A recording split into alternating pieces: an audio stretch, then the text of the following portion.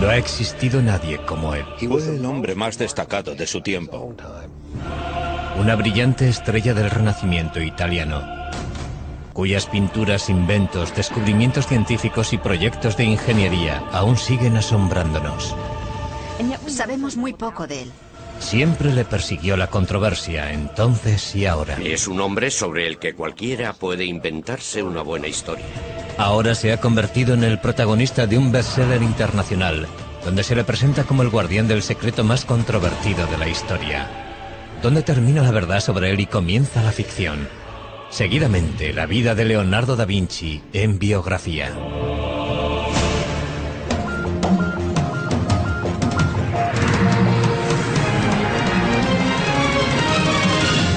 Biografía. Leonardo da Vinci. Jesús, María Magdalena, la Iglesia, sociedades secretas, el Santo Grial y Leonardo da Vinci. Esos son los ingredientes principales del Código da Vinci, el multimillonario éxito de ventas escrito por Dan Brown que ha despertado una gran controversia. En la novela se ofrecen reinterpretaciones revolucionarias de obras de arte y arquitectónicas reales, con lo que el autor consigue difuminar la línea que separa la realidad de la ficción. Induce a pensar que las opiniones expresadas por Dan Brown sobre algunas obras de arte son realmente ciertas. Hoy analizaremos gran parte de esas obras creadas por Leonardo da Vinci, centrándonos especialmente en La Última Cena. ¿De verdad contiene esta obra maestra lo que dice el libro que contiene? Es indudable que hay pistas ocultas en las obras de Leonardo da Vinci. Pistas que nos ayudan a saber quién era, en qué creía y por qué continúa siendo una de las mentes más fascinantes que ha conocido el mundo. Leonardo nació en la Toscana, en un pueblo llamado Vinci, a las afueras de Florencia. Cuando nació Leonardo, Florencia era el centro del centro de Europa. En todos los sentidos. Era sin duda el centro artístico y también el centro cultural de Europa. Pero Leonardo da Vinci nace en unas circunstancias complicadas. Es hijo ilegítimo de Caterina, hija de un campesino empobrecido, y Serpiero, maduro y respetado notario perteneciente a una respetada familia. Los padres biológicos de Leonardo no se casan entre ellos, pero sí por separado, presumiblemente con gente de su propia clase. Caterina pronto tiene 5 hijos más con su marido. Leonardo crece con su padre, Serpiero, y con sus madrastras. Leonardo fue hijo único hasta los 25 años. Durante sus 2 primeros matrimonios, su padre no tuvo heredero porque no sobrevivió ninguno de sus hijos. De haber sido hijo legítimo, Leonardo hubiera heredado tanto las tierras como la profesión de su padre. Pero como es ilegítimo, no recibirá nada. Como era hijo ilegítimo, no podía convertirse en notario. Por consiguiente, tuvieron que encauzarle hacia otra actividad. Obviamente saltaba a la vista que era un chico con mucho talento. Sabía dibujar muy bien. Sabía construir cosas. Es probable que fuera ambidiestro. Así que cuando vieron que le interesaba el arte, le animaron a que siguiera por ese camino, puesto que no había ninguna otra alternativa. Leonardo pronto se siente fascinado por la naturaleza. El agua, las plantas, los árboles, los animales, todo despierta su curiosidad. Años más tarde, Leonardo aseguraría que la naturaleza es la mejor maestra. Es más noble imitar las cosas de la naturaleza, que son de hecho imágenes reales, que imitar lo que se dice con palabras, porque las palabras son obra del hombre. La relación de Leonardo con la naturaleza que rodeaba a Vinci es importante porque tuvo una gran influencia primero en la evolución de su pensamiento y luego en la de su obra. Siendo aún adolescente, se traslada a Florencia con su padre, y allí se le presenta la oportunidad de pulir su talento al entrar de aprendiz en el taller del artista Andrea Verrocchio. Parece que su padre reconoció el talento del joven desde un principio y le hizo ingresar en el taller de Andrea Verrocchio, un lugar inmejorable para crecer como artista. El taller de Verrocchio es una verdadera universidad de arte. El joven Leonardo aprende a dibujar, a pintar, a trabajar el bronce, a crear muebles y a diseñar banderolas para los desfiles. Habilidades todas necesarias para convertirse en artista profesional. Lo que no es explicable es la chispa del genio. ¿Cómo sucedió? No creo que lo sepamos. Son las familias ricas y poderosas de Florencia las que encargan las obras de arte que produce el taller de Verrocchio, sobre todo la familia más importante de la ciudad, los Medici. Siempre desempeñaron un papel principal, encargando ellos mismos las propias obras o facilitando la creación de este ambiente de aprendizaje y orquestando los encargos de obras de arte en colaboración con sus amigos. Leonardo puede ver muchos proyectos excepcionales en el taller de Verrocchio. Una de las cosas más interesantes que hizo, o que al menos observó, fue la colocación de una bola dorada en la cúpula de la Catedral de Florencia. Tenía 5 metros de diámetro y fue un verdadero desafío tecnológico. La bola, 2 toneladas de cobre dorado. Verrocchio crea el mecanismo que la colocará en el sitio elegido, en lo más alto del Duomo. Este logro de la ingeniería causa un gran efecto en el joven Leonardo. Durante el resto de su vida le interesarán tanto los retos técnicos como los artísticos. Hicieron muchas cosas de esas para los Medici, y esas obras fueron importantes para Leonardo porque, además de conocer los rudimentos de muchas técnicas, le sirvieron para establecer contactos que le servirían para entrar al servicio de los Medici. Con 20 años, Leonardo completa su aprendizaje con Verrocchio y se registra en el Sindicato de Pintores de la ciudad. Un paso necesario para convertirse en artista profesional. En el taller de Verrocchio completa su primera obra importante. Le encargan pintar un ángel en la obra de Verrocchio, el Bautismo de Cristo, y es la contribución de Leonardo la que más destaca del cuadro. Por primera vez en la historia de la pintura, Leonardo representa una figura que se gira hacia el espectador. Eso fue una especie de revolución en la historia del arte, porque hasta ese momento todas las figuras, todas las personas se representaban frontalmente, de forma muy estática, arcaica y medieval. Y ese gesto introdujo el movimiento en las figuras. Llega Leonardo, pinta la cabeza del ángel en el Bautismo de Cristo y Verrocchio dice: «Oh Dios, aquí hay alguien que sabe pintar mejor que yo». Cuenta la leyenda que Verrocchio no quiso volver a tocar los pinceles, indignado porque un muchacho supiera más que él. Hay algo de verdad en eso. Lo que indudablemente es cierto es que Leonardo superó a su maestro muy joven. El antiguo campesino empieza a labrarse un nombre como pintor. Leonardo comienza a pensar en cómo utilizar su talento para conseguir el éxito, pero una acusación anónima no tarda en poner en riesgo su futuro.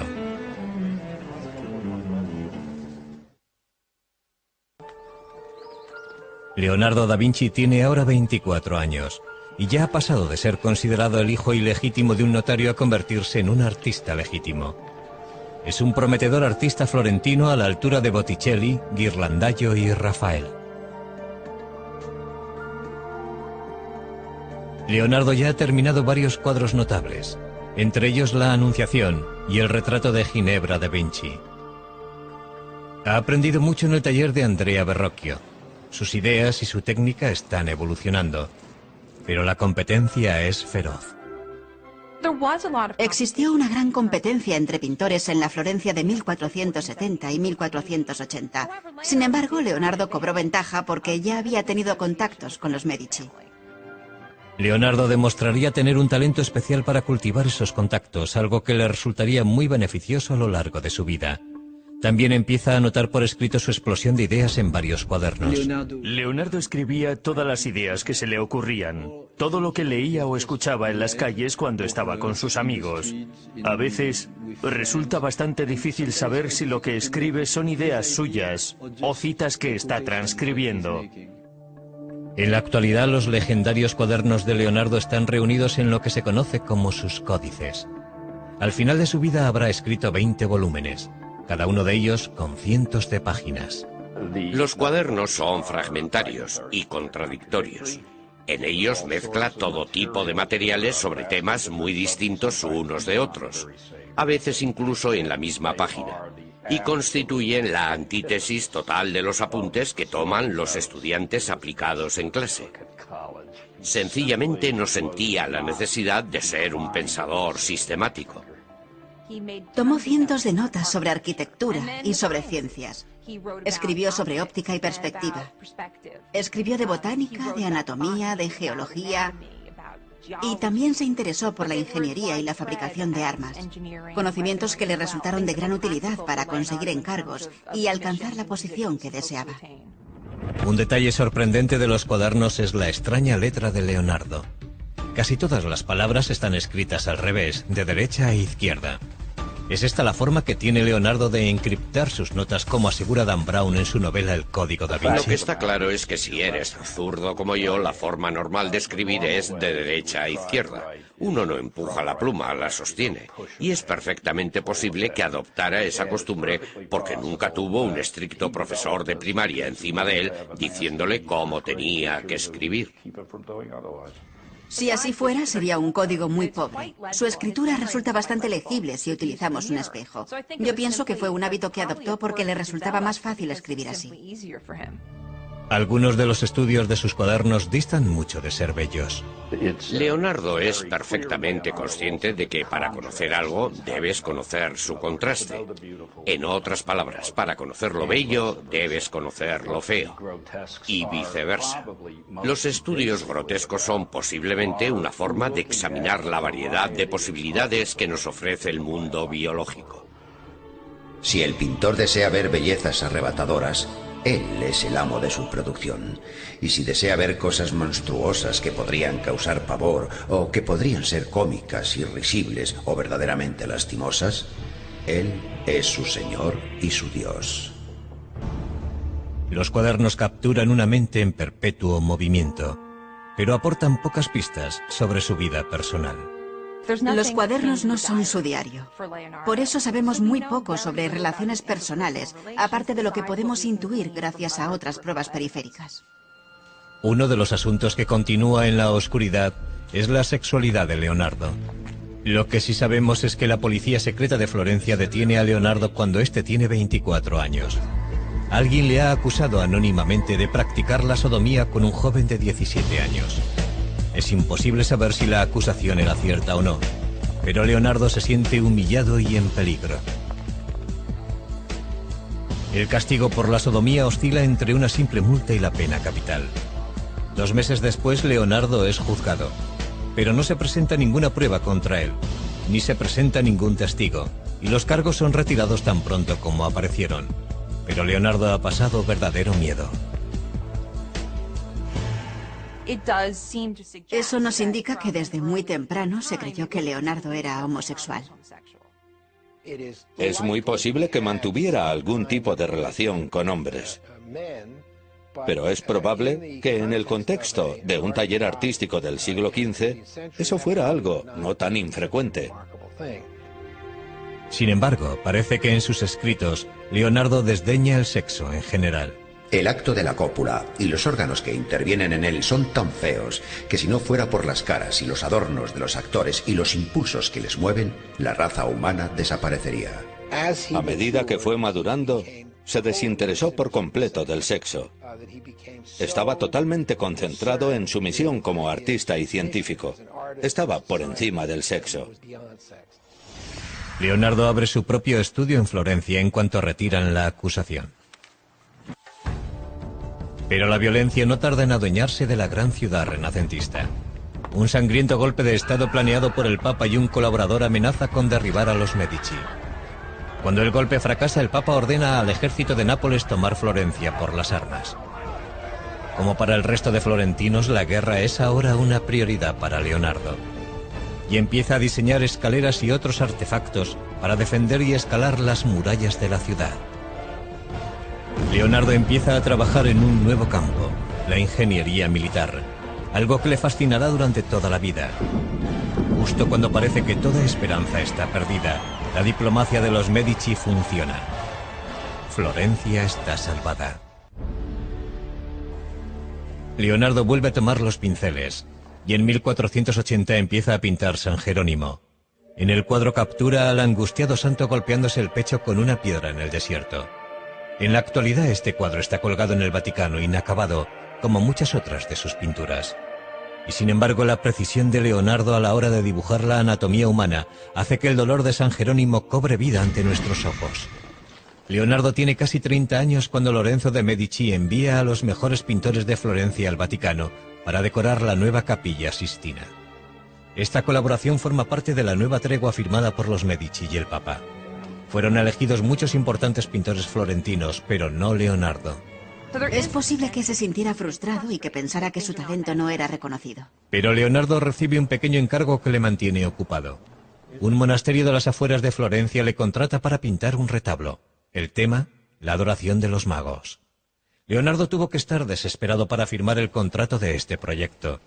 Además de tener que pagarse él mismo los materiales, el contrato establecía que si no lo terminaba antes de 30 meses no le pagarían absolutamente nada.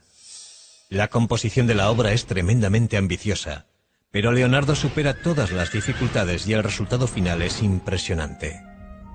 Es una revolución artística. Uno percibe que Leonardo está inventando un nuevo arte. Es probable que fuera demasiado nuevo incluso para él, y que por eso lo dejara sin terminar. Y sin embargo, es posiblemente la primera pintura realmente moderna de la historia. La estructura triangular del grupo que está en primer plano se convierte en un principio indiscutible del arte del Renacimiento. También destaca su énfasis en la diversidad. El viejo, el joven, el calvo, el barbado. Y la idea que anota más tarde en sus cuadernos de que hay que pintar la figura humana de los huesos hacia afuera. Si nos fijamos en la parte derecha de la pintura, vemos a un hombre anciano, pero uno juraría que es una calavera. En uno de los extremos del retablo vemos a un joven con la cabeza vuelta hacia el exterior. Se cree que es un autorretrato de un Leonardo de 29 años. Leonardo dedica muchísimo tiempo al retablo y sin embargo no consigue terminar la adoración de los magos. En el Código da Vinci, que después de todo es una obra de ficción, Dan Brown habla de la adoración de los magos, insinuando que se ha producido un gran descubrimiento bajo cientos de años de pintura. La realidad es un poco diferente.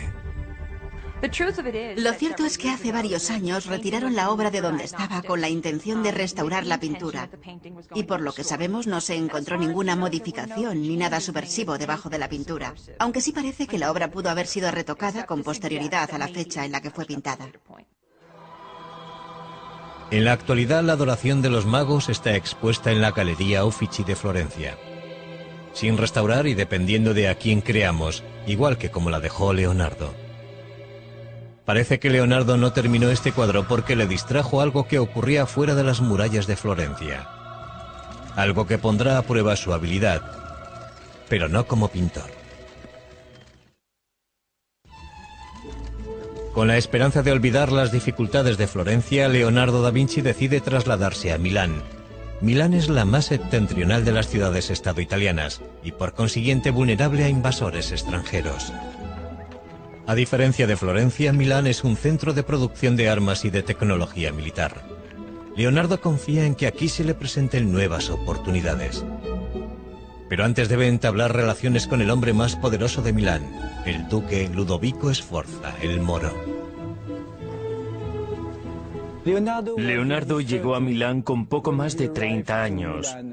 Abandonó Florencia porque se sentía bastante infeliz allí, pero también porque se entera de que Ludovico el Moro quería construir una gran estatua para honrar la memoria de su padre. Leonardo le escribe una atrevida carta al duque ofreciéndole sus servicios, no solo como pintor, sino como ingeniero militar. Haciendo gala de un descaro increíble, Leonardo asegura que es capaz de hacerlo todo. Principalmente el duque necesitaba fabricar pertrechos militares, armas ofensivas y defensivas. Y Leonardo le dice que él es el hombre que necesita. Y lo que resulta muy interesante es que en medio de la carta empieza a hablar en futuro. Y le deja caer que todavía no ha hecho nada de lo que dice que puede hacer. Pero eso nos demuestra que Leonardo sabía cómo promocionarse. Y al final de la carta le dice, por cierto, también puedo crear arte. Puedo hacer el monumento ecuestre en recuerdo de vuestro padre. En su carta, Leonardo propone diseños de fortalezas y técnicas para la fabricación de cañones y máquinas para sitiar ciudades. Uno de sus conceptos se adelanta cientos de años a su tiempo. Inspirado en el caparazón de las tortugas, Leonardo diseña el antecedente del tanque moderno.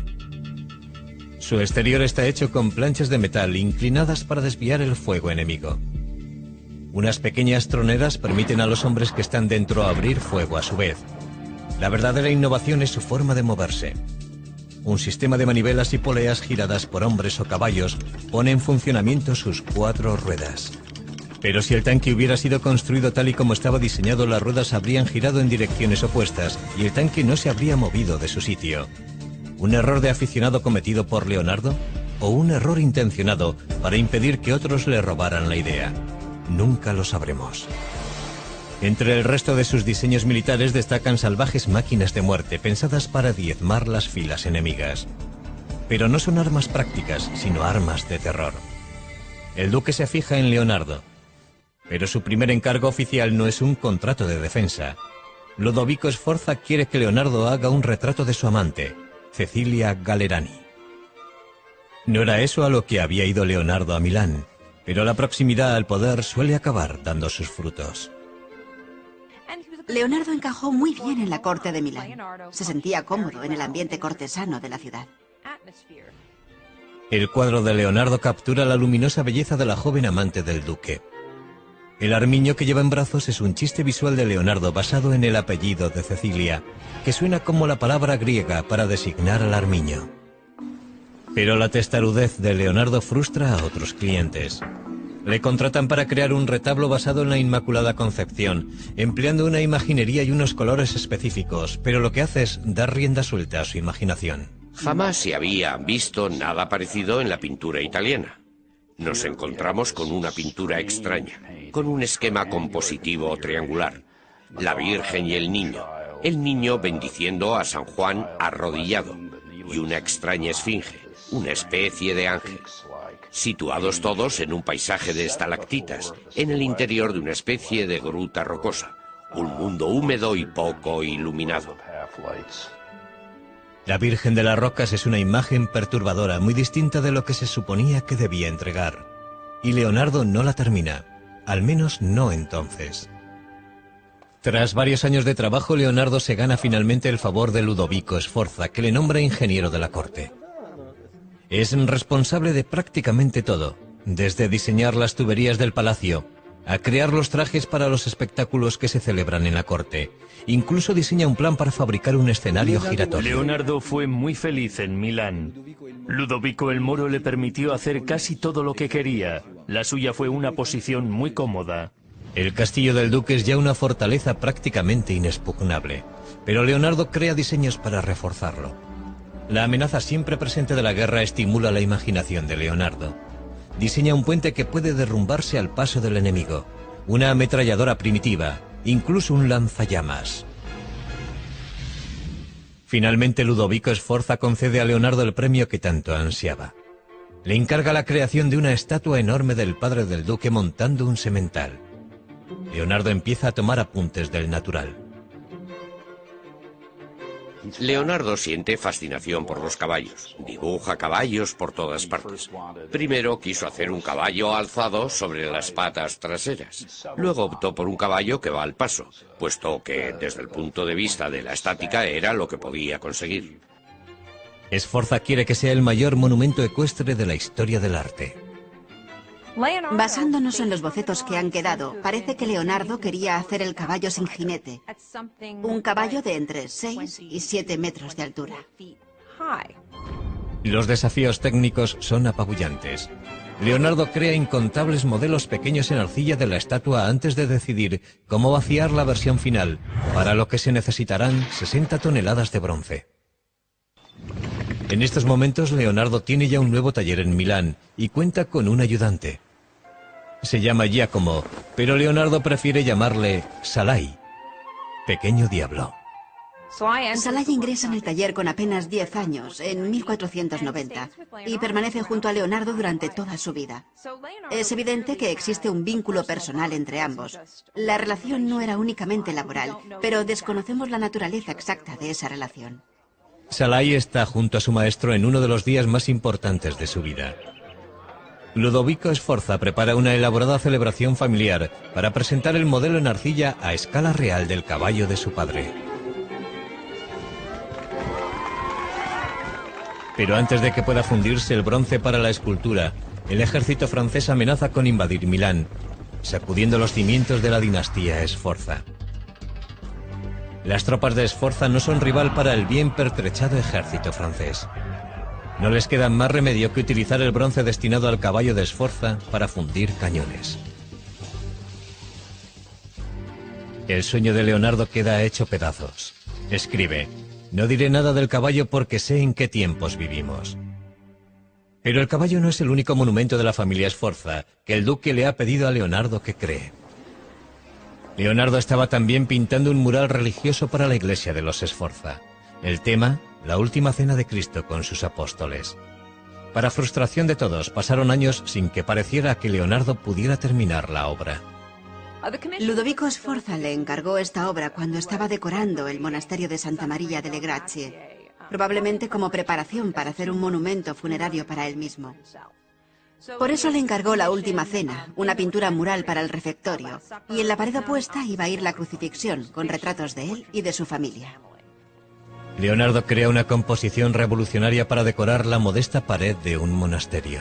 El genio de Leonardo se revela al preguntarse cómo capturo ese momento tan importante en el que Cristo dice: de verdad os digo que uno de vosotros me traicionará. Y ahí se desata un infierno psicológico.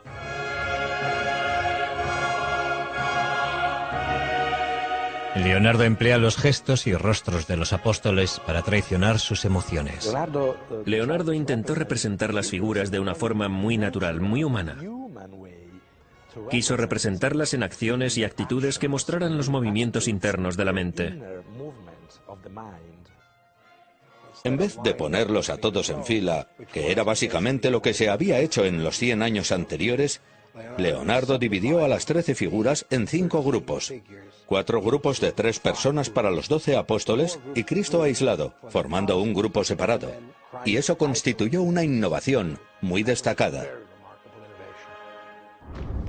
Pero algunas de las ideas de Leonardo para la pintura son demasiado revolucionarias. Se le acusa de haber empleado una técnica demasiado pobre en la ejecución de la Última Cena. Y es probable que eso no sea del todo cierto. La pintura resultó muy dañada debido a la humedad subterránea que se filtró en las paredes, y eso es algo que casi nadie puede controlar. En esa obra utilizó una técnica experimental, y sabemos que 20 años después de su finalización, cuando Leonardo seguía aún vivo, ya la pintura había empezado a resquebrajarse. En el Código da Vinci se dice que Leonardo intentó algo incluso más revolucionario en la Última Cena. Algo que sería contrario no solo a la Iglesia, sino también a 2000 años de enseñanzas bíblicas.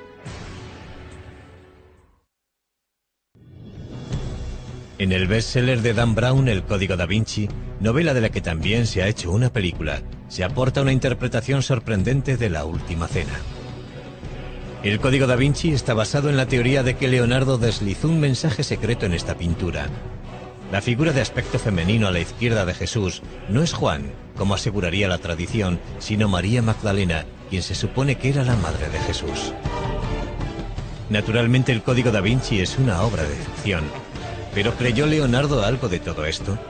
Conocer el contexto en el que, dónde y por qué pintó Leonardo esta obra podría ofrecernos cierta perspectiva. Esta obra fue un encargo del duque de Milán para el refectorio, el comedor de un monasterio. Y el público que iba a verla estaba compuesto por los religiosos que se sentaban allí a comer. No era el lugar apropiado para deslizar un mensaje secreto. Y ese mensaje jamás hubiera llegado a una audiencia receptiva en caso de que se emitiera una opinión contraria a las enseñanzas de la Iglesia Católica. ¿Por qué tiene un aspecto tan femenino la figura que está junto a Jesús? Tradicionalmente, mostrar a un hombre joven con rasgos femeninos, en oposición a las figuras entradas en años que están sentadas a la mesa, era algo completamente habitual. Y si a eso añadimos que es muy poco lo que puede verse en esa pared, como para establecer si ese personaje tiene una figura femenina o un rostro femenino, el resultado es que disponemos de muy pocas pruebas para emitir una opinión. Y esa es la tragedia definitiva de la Última Cena, porque debido al deteriorado estado en que nos ha llegado es muy poco lo que ha sobrevivido de la obra de arte original. Ha sufrido 8 restauraciones documentadas, es posible que más. En la actualidad no sabemos qué partes de la pintura pertenecen realmente al pincel de Leonardo. Lo que tenemos que hacer es distanciarnos de la obra y decir que lo que de verdad queda de Leonardo es la composición. Leonardo ha pasado 17 felices años trabajando para el duque de Milán, Ludovico Sforza. Pero ahora la dinastía Sforza tiene que rendirse ante el empuje del ejército francés. y el gigantesco modelo en arcilla para el caballo de Sforza recibe un final trágico. La historia nos cuenta que los arqueros franceses que invadieron Milán utilizaron el modelo en arcilla del caballo como diana, y ese fue el final del caballo. Leonardo está sin trabajo. Con 47 años sale de Milán junto a Salai, su aprendiz, abandonando sus principales obras, El caballo destrozado y La última cena. Debe buscarse un nuevo mecenas y una nueva casa.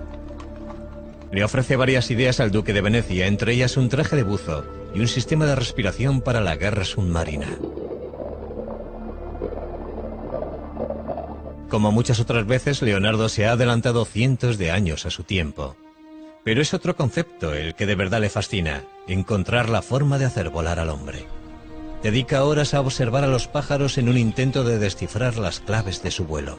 El pájaro es un instrumento que funciona de acuerdo a unas leyes matemáticas, y el hombre tiene el poder de reproducir un instrumento como este con todo su movimiento. No sé si se han fijado alguna vez en un pájaro volando, pero es imposible explicar la forma en la que se mueven sus alas, por ejemplo. Leonardo sí podía hacerlo.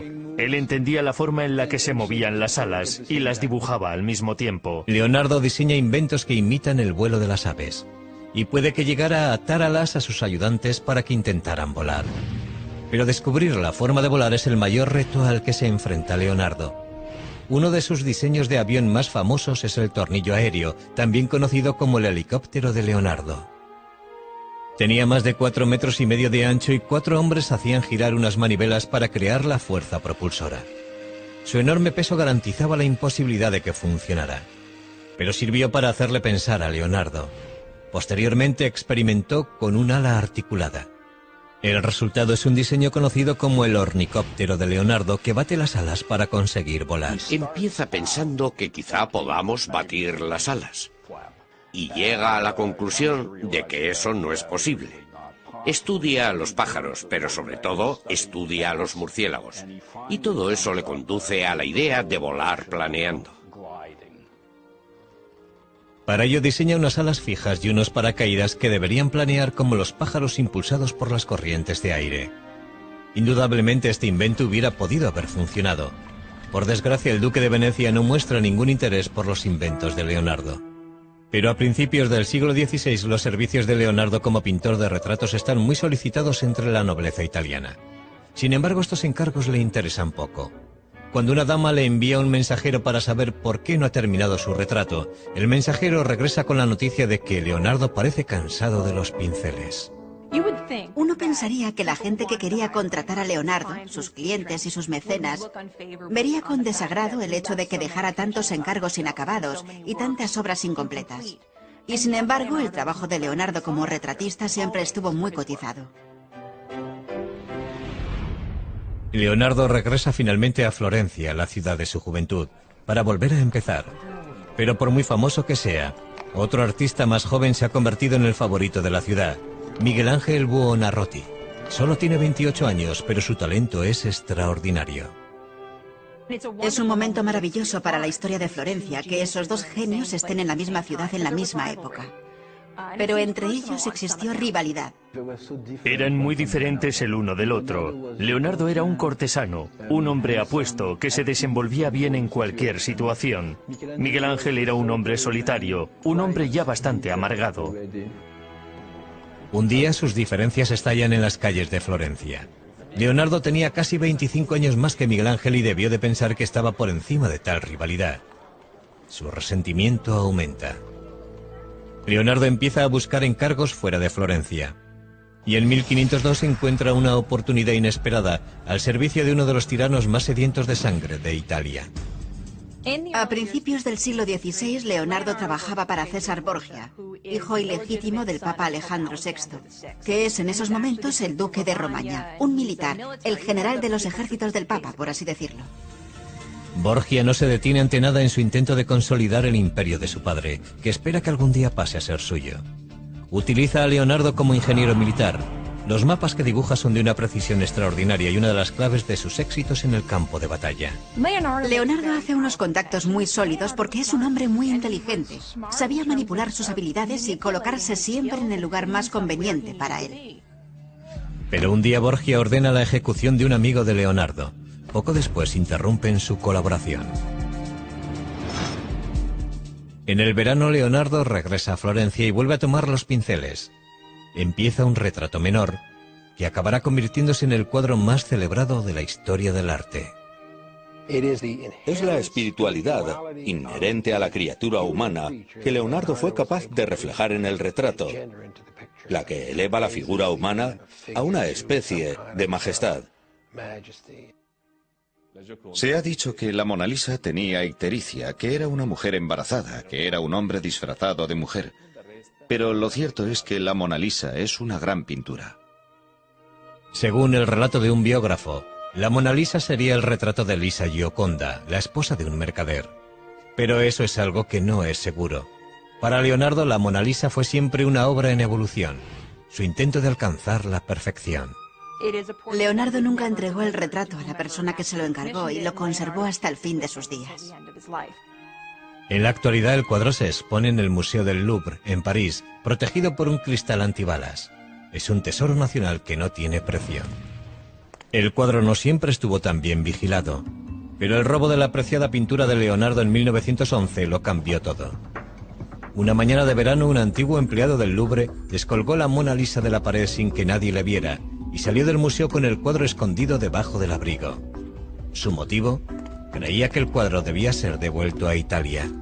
Fue un acto de nacionalismo impulsado por la idea de que la Mona Lisa debería estar expuesta en un museo italiano.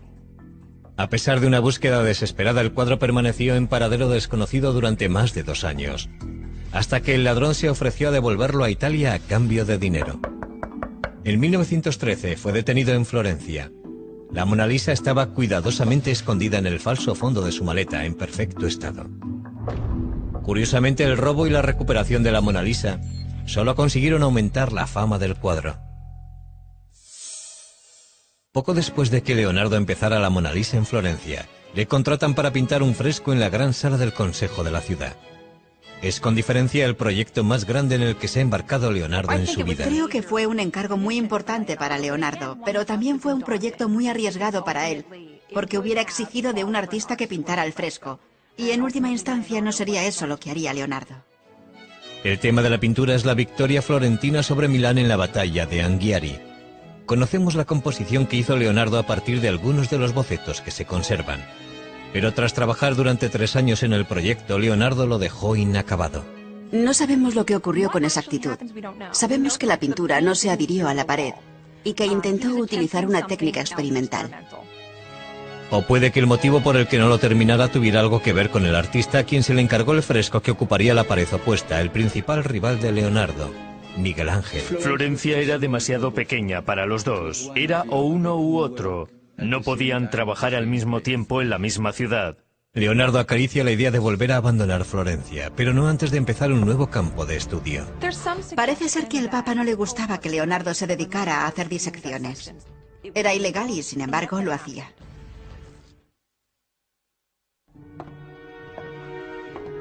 Con 50 años, el deseo de Leonardo da Vinci por alcanzar la perfección artística le empuja en una dirección sorprendentemente científica: la disección de cadáveres humanos. Creía que para poder representar el cuerpo humano tenías que entenderlo. Tenías que entenderlo desde los músculos hacia afuera, para poder cubrir los músculos con carne y la carne con ropa.